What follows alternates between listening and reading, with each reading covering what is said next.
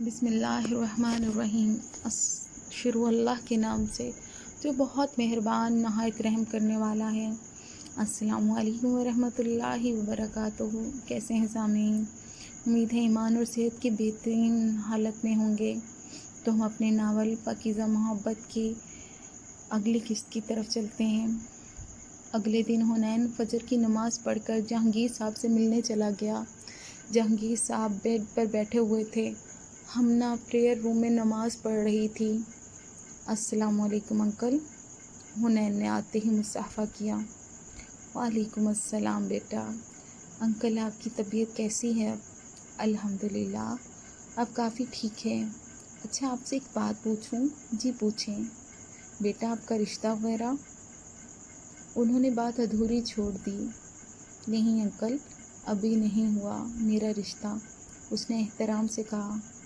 بہت غیرت آ رہی ہے ایک بیٹی کا باپ ہوتے ہوئے، مگر بیٹا میری بات سنو گے؟ آپ بلا جھجک کہیں، حنین نے ان کا ہاتھ تھام کر کہا۔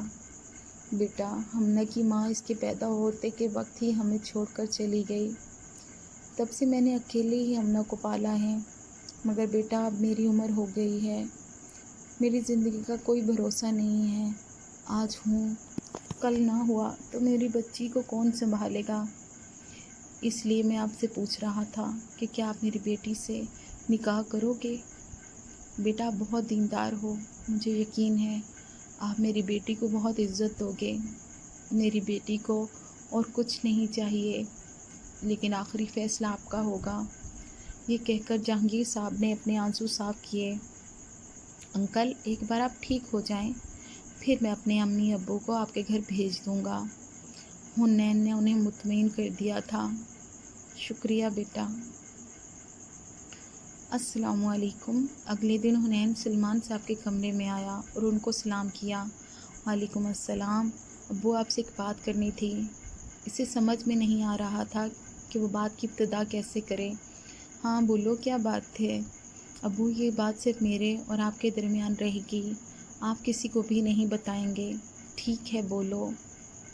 حنین نے اپنے اور جہانگیر صاحب کے درمیان ہونے والی تمام باتیں سلمان صاحب کو بتا دیں۔ مگر تم تو کہہ رہے تھے کہ اس کا رشتہ فکس ہے۔ اب کہ حنین گڑبڑا گیا تھا۔ وہ ابو، اس سے جواب نہ بن پایا۔ مطلب میرے صاحبزادے بھی تھوڑے بہت انوالو ہیں۔ سلمان صاحب نے مسکراتے ہوئے کہا۔ نہیں ابو، آپ غلط سمجھ رہے ہیں۔ اچھا پھر کوئی اور پسند ہے؟ نہیں ابو۔ اچھا ٹھیک ہے، میں فاطمہ سے بات کرتا ہوں، پھر ہم چلے جائیں گے۔ شکریہ ابو، حنین کہتا ہوا وہاں سے واپس چلا گیا۔ آج ہمنہ یونیورسٹی سے آ رہی تھی۔ اس نے ادیبہ کے گھر کا رخ کیا۔ اسے ادیبہ سے سر درد کی کچھ دعائیں پوچھنی تھیں۔ وہ جا ہی رہی تھی کہ راستے میں کسی نے اس کے سامنے بائک روکی۔ کیا مسئلہ ہے؟ ہٹو سامنے سے، ہمنہ نے اس بائک والے کو کہا۔ اچھا نہیں ہٹوں تو؟ وہ بائک سے اترا اور ہمنہ کے پاس آنے لگا۔ ہمنہ ایک طرف جانے لگی، اتنے میں اس نے ہمنہ کا ہاتھ پکڑ لیا۔ ہمنہ اپنا ہاتھ چھڑوانے کی کوشش کر رہی تھی کہ سائیڈ سے گاڑی میں حنین گزر رہا تھا۔ اس نے ہمنہ کو دیکھا تو گاڑی روکی۔ گاڑی سے اتر کر وہ ان کے پاس آیا اور ہمنہ کا ہاتھ بائک والے سے چھڑوا کر بائک والے کو پنچ مارا۔ وہ اچانک پنچ پڑنے پر نیچے گر گیا۔ تیری ہمت کیسے ہوئی مجھ پر ہاتھ اٹھانے کی؟ وہ اٹھا، اس نے حنین کا گریبان پکڑ لیا اور ان دونوں کے درمیان لڑائی شروع ہو گئی۔ ہمنہ ان کی لڑائی دیکھ کر ڈر گئی تھی۔ وہ سوچ رہی تھی کہ کیا کرے۔ اتنے میں پولیس کار کا سائرن سنائی دیا۔ وہ بائک والا اپنی بائک لے کر بھاگ گیا۔ حنین اس کے پیچھے جاتا، مگر ہمنہ کی وجہ سے نہیں گیا۔ اس نے ہمنہ کو کار میں بیٹھنے کا کہا۔ ہمنہ کار کی پچھلی سیٹ پر بیٹھ گئی۔ گھر پہنچ کر ہمنہ ادیبہ کے روم میں چلی گئی اور ادیبہ کو سارا قصہ سنایا۔ اور لگی تو نہیں حنین کو؟ ادیبہ نے فکر مندی سے کہا۔ نہیں وہ بھاگ گیا تھا۔ اچھا ابھی میرے سر میں بہت درد ہو رہا ہے، آپ پلیز کوئی دعا بتا دیں۔ ہمنہ یہ جو علاج میں تمہیں بتاؤں گی یقیناً فائدہ مند ہے، میرا سر درد بھی اس سے ٹھیک ہو جاتا ہے۔ پھر بتائیں؟ آپ تیل کو بسم اللہ پڑھ کر ہتھیلی میں لیجئے، پھر سورہ فاتحہ پڑھ کر پھونکیں اور پہلے دائیں طرف سے پھر بائیں طرف سے لگائیں اور پھر پورے سر میں لگائیں، پھر 7 بار کنگھی کریں، انشاءاللہ درد چلا جائے گا۔ اور یہ سنت طریقہ بھی ہے۔ ٹھیک ہے ادیبہ آپی، میں ایسا ہی کروں گی، شکریہ۔ اچھا اب میں چلتی ہوں، ہم کھانا کھا کر جائیے گا۔ نہیں ادیبہ آپی، ابھی دیر ہو رہی ہے، اب وہ ویٹ کر رہے ہوں گے، پھر کبھی۔ اللہ حافظ۔ اللہ حافظ۔ آپ کہیں تو میں آپ کو ڈراپ کر دوں؟ باہر حنین کھڑا تھا۔ اس نے ہمنا کو دیکھ کر کہا، جی نہیں، میں چلی جاؤں گی، شکریہ۔